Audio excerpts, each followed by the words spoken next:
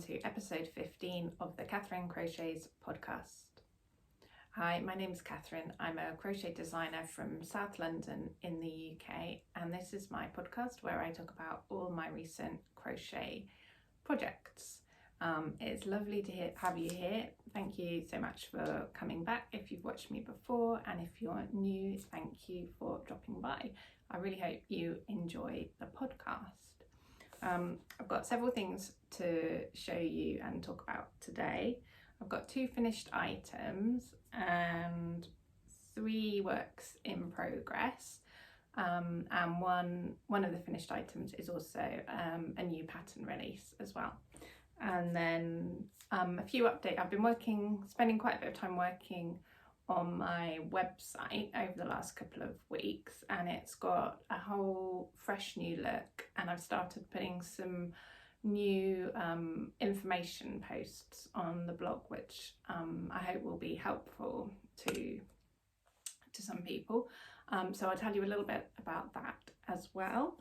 And then finally, a couple of podcasts ago, I chatted a bit about what I've been listening to while I've been crocheting, and a few people commented and said they quite enjoyed that part.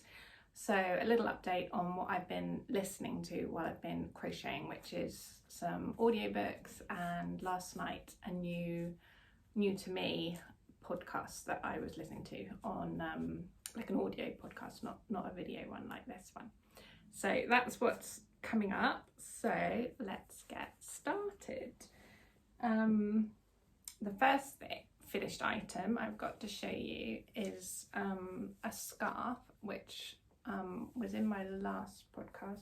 I can't remember if it's in the last 2 podcasts. I think just the last one, which I was making for Hobby Yarn's Love Fest in February. They had a challenge called the Hobby Love Fest, and the idea was to make something celebrating your love of crafting. So it was pretty open-ended really.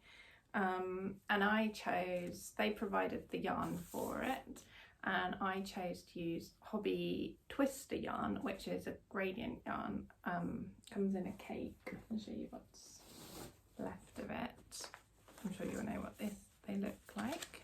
So like that. So I pulled from the middle, and I started with the sort of orangey colours. That was where I started with quite an orange colour, and then it gradually changes to more, it's quite subtle, sort of browny pinky colours when you get to that end. So you can, if I hold up the 2 ends, you can see there's quite, the difference is noticeable, but over the length of the whole scarf it's quite subtle. So it was made with Hobby Twister yarn. So you can either get these big cakes of it where it's a gradient, and they also sell smaller cakes of Hobby Twister Solid, which is just a single colour, and that's what I used for the navy part to provide a contrast to the gradient yarn.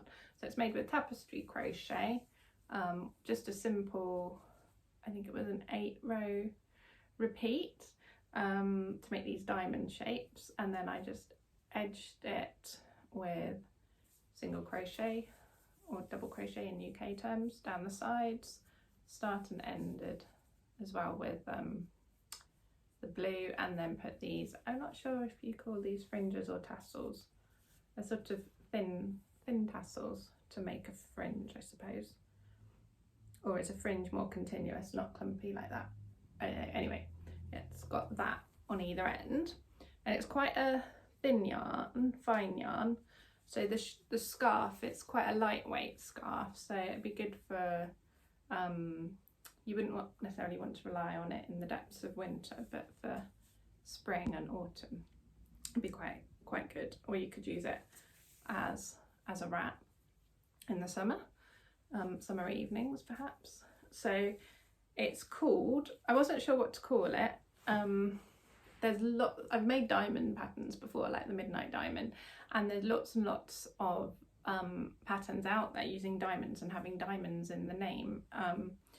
So I wanted to, if possible, to avoid diamonds in the name, but I couldn't think of a good name. So I asked, I did a post on Instagram and asked if anyone had any suggestions, and someone mentioned something to do with kites, because obviously that the diamonds are also the shape of a kite, and I really like that idea. So this is the Kite Scarf. It is, one nice thing about it is that I thought I was going to use the whole cake and get the whole change of colour, right from the orange to the sort of burgundy colour on the outside, but I only used just under half the cake. I did use, the solid yarn comes in smaller amounts, and I used practically the whole amount of the navy, but because I used just under half the cake of the gradient yarn, you actually get enough if you buy one to make 2 of these. And I've started a second one, I'll show you, with I didn't have any more of the navy, so I'm using a different solid colour. So for this one, for the second half of the cake, I'm making it with this sort of stony colour, I guess you call it, or bone maybe, I'm not sure, as the contrast colour, and it is looking very different to the first one. I think I actually prefer it, so I haven't got quite so far with this one yet, but I'm really looking forward to finishing this one and having it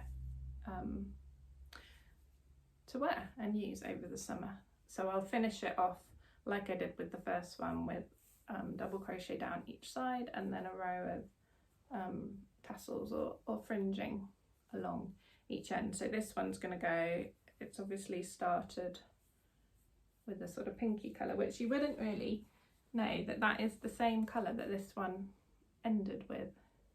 You hold it close together, you can see they're the same, but it's amazing how putting it with a different background colour, this looks so much more orangey brown, and here it looks much pinker. It's strange that, isn't it?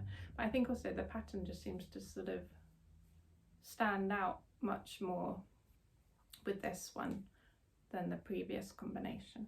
So I'm looking forward to finishing that one. So this is called the Kite Scarf, and the pattern is available now or in my Ravelry, Etsy and Love Crafts stores if you want to get it and make it. And it will also soon be available on Hobby's website as well, where if you're a Hobby Plus subscriber or member, you can get it. I think you get a certain number of free patterns per month as part of that membership. So you can get it as one of those, or anyone is free to able to buy it on the Hobby website once it's up there. And the nice thing about that is if you like your I only publish my patterns in English because I couldn't write a crochet pattern in another language, but Hobby translate it into lots of other European languages, about 5 or 6 other different languages. So if you like your crochet patterns in a different language to English, then it might well be one of the languages that Hobby translate it into. So if you hang on a little bit, it will be available there in lots of different languages as well. So that's the Kite Scarf.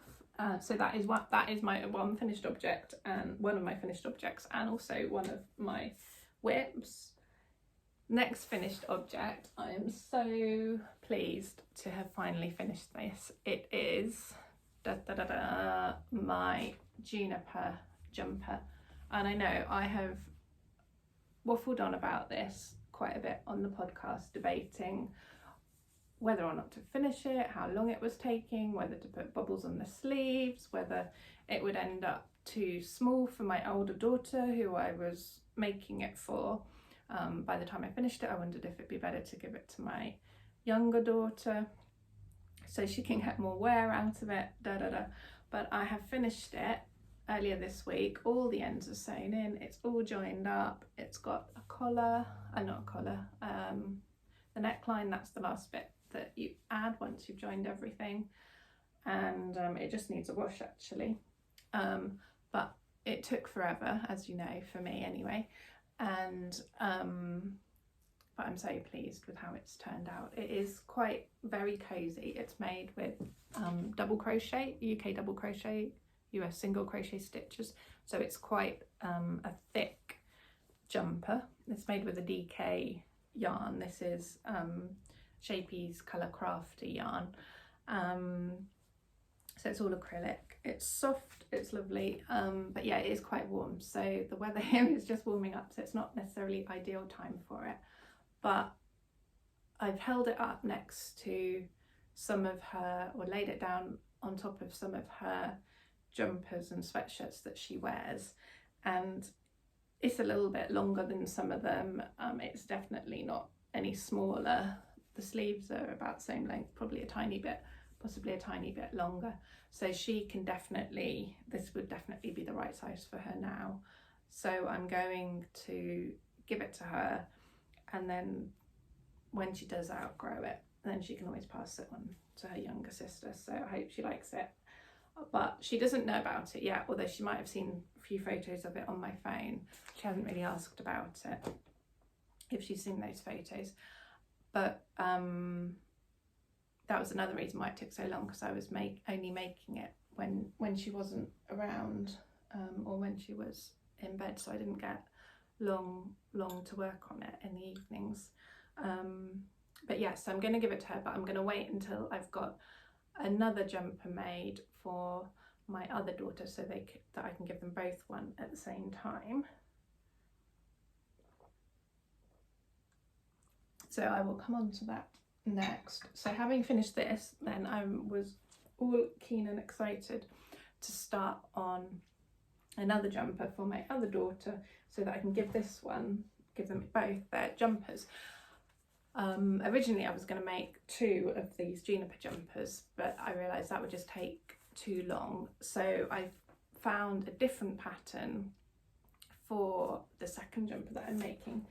And I should probably say the Juniper jumper is from Little Golden Nook. I'll put all the links in the show notes to all the patterns I talk about today, so you can, if you want to make any, you can find out where to get them from.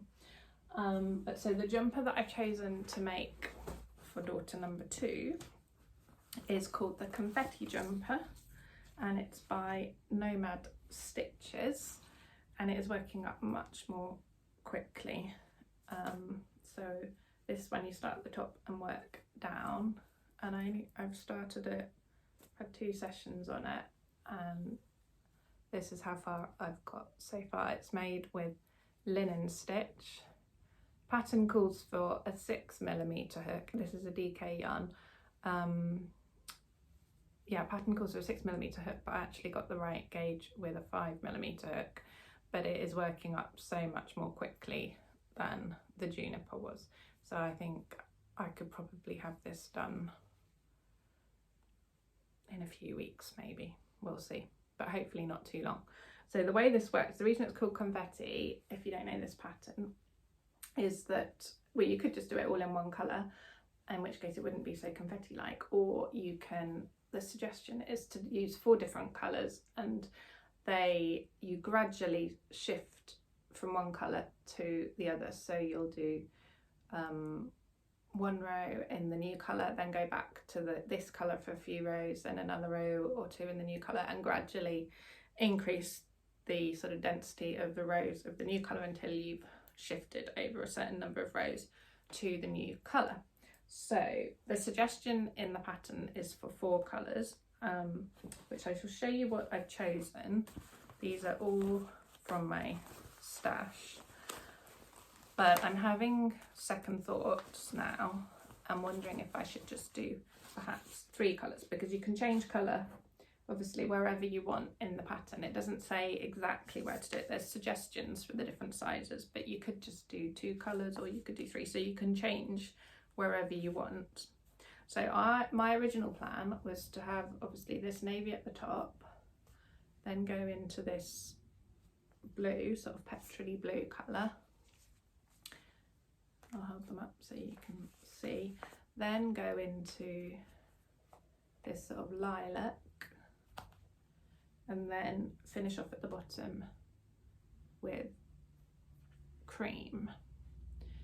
But now I'm wondering about dropping one of the colours. This colour was always going to be one of the main colours. This was the main colour I picked for the jumper, but now I'm not sure if I should. So one idea would be to do perhaps those three, or those three, like that, or just two, although I haven't really got that much. I've got a bit more navy. It wouldn't be a probably wouldn't be half and half. Maybe I could get a third of the way down in maybe not quite a third. I could probably do about a quarter of the way down in the navy. I've got more of this, so I've got plenty of that colour, so I could just do those two colours, or navy and cream. That's a bit boring, isn't it? So I don't think I'd do navy and cream, but maybe I could do navy and pink, or navy and blue. That would be a bit dark, or navy blue pink, or the original plan, navy blue pink white. I think that's too much, to be honest, so I'm not going to do all four.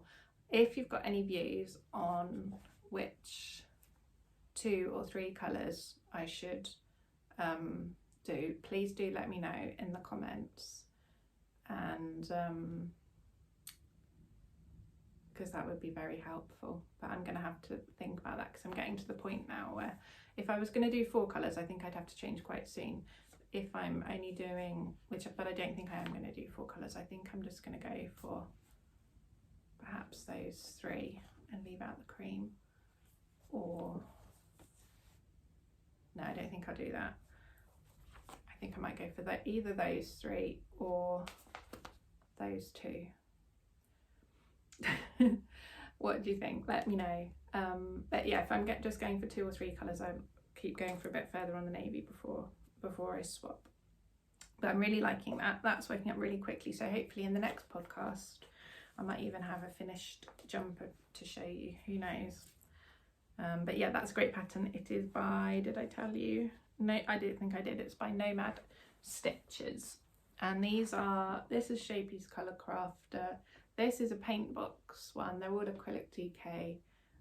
I'm not sure what the cream is, and I think the navy is also Shapey's Colour Crafter, but I'm not 100% sure. But so it's a mixture of different yarns. So it's working in linen stitch as well. I'm finding it quite don't often use it, so it's quite nice for a change to be using that stitch to work on. Yeah, so that is my exciting new project that I've got on the go.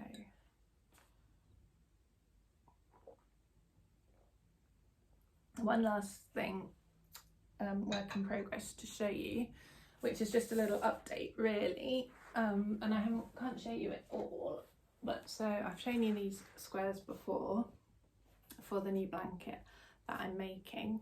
I have now made 9 of these tapestry crochet squares, which is going to be the total number because they're quite big, and they are all currently blocking, so that's why I'm just showing you the one of them at the moment. They're still a little bit damp, but hopefully they'll be dry later today, and then I'm looking forward to getting them joined this weekend. So they're going to make, there's 9 of them, they're obviously going to make a 3x3 square arrangement, and they've all got these 3 colours, yellow, rust and red. I use those 3 colours in different orders and different combinations, so that varies over the different tiles or squares. But these 2 colours, the what would you call that, light brown, pale brown, and this yellow here, they're the same on all the tiles. So when they're all joined together, these stripes here and these yellow bits in the corner will all match up, and obviously the navy will match up, but then these bits which don't touch any adjacent tiles, they're different colours, so they if I hold it here then you can see my face, that they won't touch. So I'm going to join those in a 3x3 square, but I have plans to then add some more to it, so that's going to form a sort of central panel to the blanket, but I'm not just adding a straightforward border. I've got more plans to add a bit more pattern to it, so that will need a little bit more thinking about, but I'm quite keen to get cracking on that once I've joined them all and see how that works out. So I'm quite excited about moving on to that part of this blanket. So that's an update on this. So next time I should have all of them joined and be able to show you that at least, and probably some more work on what's going to surround this central panel of 9 squares. And I haven't got any name ideas for this blanket yet, so if anyone's got any, feel free to let me know in the comments. And that's it for the crochet this time. So the other things I was going to talk about was tell you a bit about what I've been, there's the website, wasn't it? So yeah, I've been working on the website. It's got a fresh sort of new look to it, so it looks more modern, and I think it's easier to find your way around as well. So there'll be a link to my website in the show notes if you'd like to go and have a look and check it out and let me know what you think. That'd be lovely. But it's got sections where you can find all my patterns. It's got a blog section, which is where the show notes for this podcast will be. It's got a tutorials section which has got links to all of my tutorials, and you can also watch them. They're sort of embedded on the webpage, so you can watch them on the webpage, or you can go find them in YouTube, and then it's also got link to a tutorial that's a written sort of photograph step-by-step tapestry crochet tutorial as well. And then recently I've also been doing, most of my posts to date have either been mainly have been about podcasts, so show notes for the accompanying the podcasts, or posts that I've done when I've released a new pattern, describing the pattern, saying about the yarn and that sort of thing. But I'd like to put more posts on there which are information and tips and so on for crocheters, to help them when they're doing crochet, and specifically things that are useful for if you're working on one of my patterns, because obviously that's most relevant and what I know most about. So in the last week or so I've added 3 new posts. I had a bit of a brainstorm, so I've got a big list of ideas, but if there's anything else you'd like to hear about, do let me know in the comments. And it can be big questions, big topics, or it can just be really small little questions that you've always wondered the answer to or not been sure about. Anything goes. So far I've got a post about, for people who are new to tapestry crochet, haven't tried it before, discussing which would be the best sort of tapestry crochet blanket pattern to start with, and then it gives some suggestions from my patterns about which are the easiest ones to start with and which ones would be good to try once you've got a bit more experience. I've got another post with tips about how to hide your yarn when you're doing tapestry crochet. So when you do tapestry crochet, you crochet over the yarn or yarns that you're carrying along with you, and depending on how you do it, sometimes more or less of that carried yarn can show through between your stitches. So this post gives some tips for how to get the best coverage over your carried yarn. And then the most recent post, which I did yesterday, was explaining the difference between tapestry crochet and mosaic crochet. So I know a lot of people are familiar with both of these techniques and will know what the difference is already, but I was surprised actually how many people, probably just because they've never made anything using either of these techniques, but they don't know the difference. And sometimes people don't actually know that there is a difference and think that they're just general terms for the same thing, really. So this post, it explains what tapestry crochet is, what mosaic crochet is, and then outlines what are the most important differences between them. So if you've ever wondered, if you're not sure and you've ever wondered what the difference actually is between them, then that's the post for you. And as I said, I've got lots more ideas about those kinds of posts that I want to do coming up. But if there's anything in particular that you'd like me to cover, just let me know and I'll try and prioritise writing a post on that topic. So lastly, things I've been listening to. So as I said before, I quite like listening to things when I crochet in the evenings rather than watching, because I find my crochet rate is much higher when I'm just listening compared to when I'm watching. If I'm watching something on TV, then I get distracted by it, and before I know it, I haven't actually done any stitches for a minute or two. So I've been listening to things. Last night I listened to a podcast that I hadn't heard of before. It is called, which I really enjoyed, and the podcast is called Why I Knit, and it is hosted by Dr. Mia Hobbs, who is a clinical psychologist, I believe, and her podcast, I've only listened to one episode, but the blurb says all of them are focusing on the mental health benefits of knitting.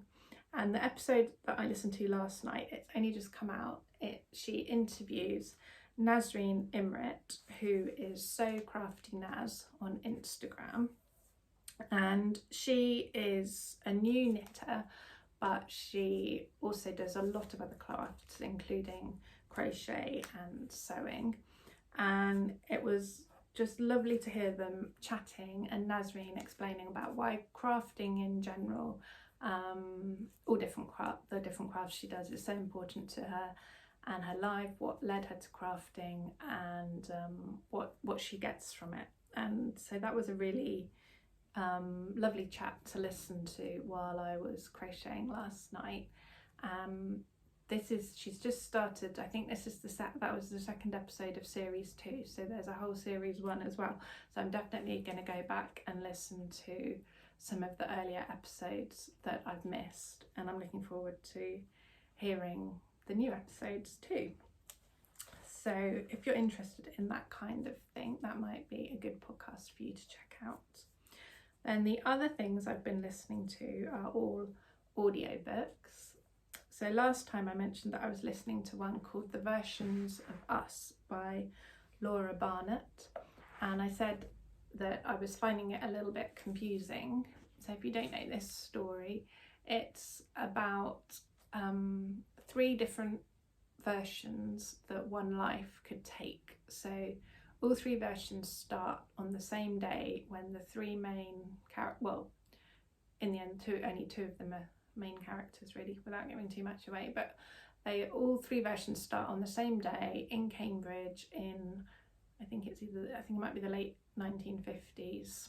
They're university students at Cambridge, and all 3 versions start on the same day, and there's this one incident where 2 of the characters meet or potentially meet for the first time, and then each version is the 3 different routes that their lives take following that moment.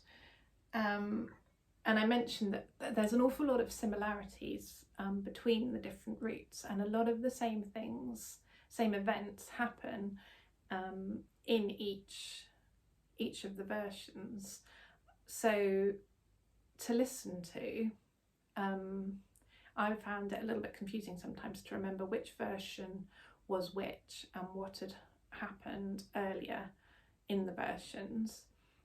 And I think it might be the kind of book that is easier to read and keep track of which version is which, I think, than listen to. But having said that, I did get to the end of it, and the more I listened, the more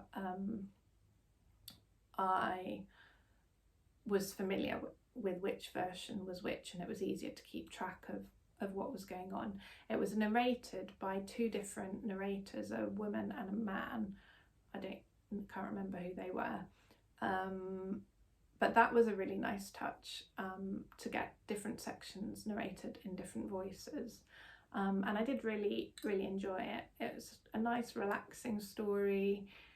It was interesting how you might have think one version was the better version initially, but it didn't necessarily end up as the best version in the long run. So it was a really good story, and I'd recommend that one as something nice and relaxing and interesting. Possibly better to read though than to listen to, but I did still enjoy listening to it. Another audiobook that I've listened to recently is Oranges Are Not the Only Fruit by Jeanette Winterson, which is quite an relatively old book.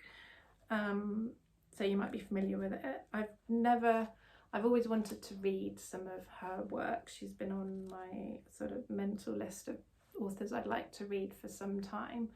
So I was keen to listen to that one, and I think that one was a free one with my subscription on Audible, so that was a plus. I don't think I had to pay for that one, and that was really good. And she calls it, it's narrated by Jeanette Winterson herself, which was lovely to hear it in her voice.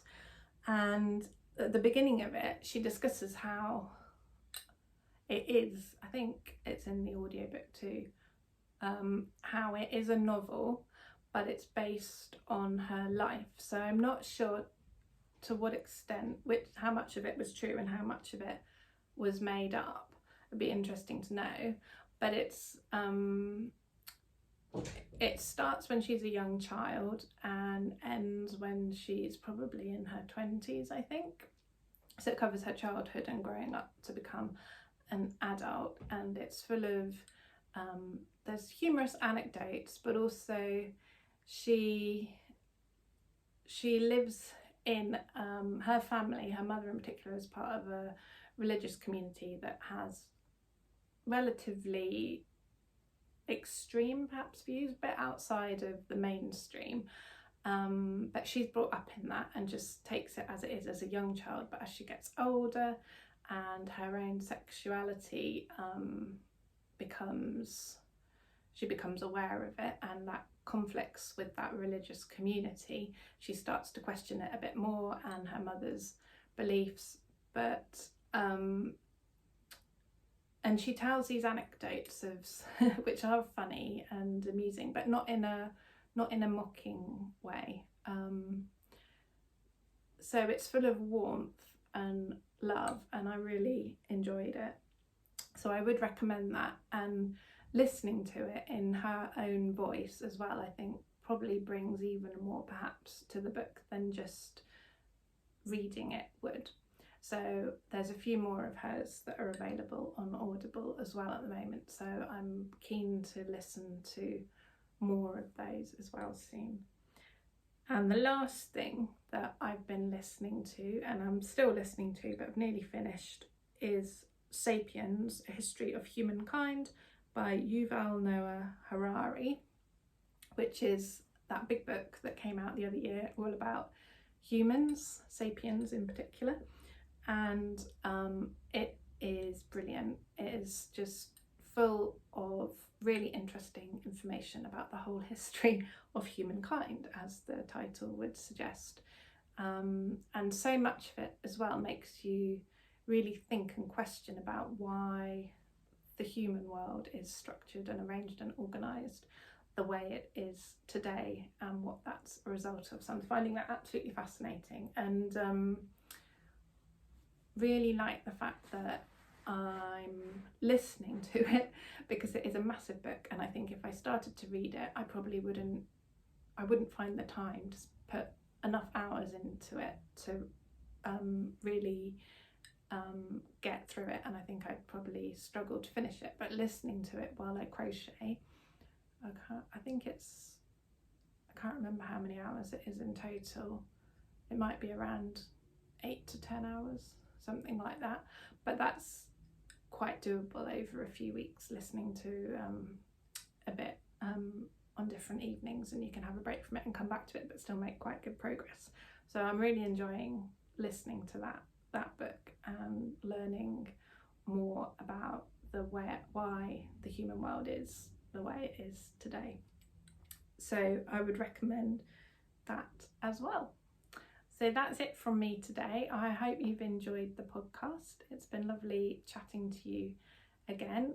I was podcasting a bit more frequently before recently, but I think I've decided it takes quite a while, not just the filming of the podcast, but then the editing it and putting it together and getting all the show notes and getting it up on YouTube. So it takes out, well, pretty much nearly the best part of a day when you have to go and collect the kids from school in the afternoon. So I've decided probably to not podcast quite as frequently as I was. I think I was doing it every 2 to 3 weeks, but I'm now probably just going to do one a month going forwards, just to make probably a bit better use of my time. But hopefully you'll still enjoy it, and there'll still be lots of interesting crochet and things in it for you to talk about. So yeah, thank you very much for tuning in. Have a great month or few weeks, and I will hopefully see you all again next time. Bye bye.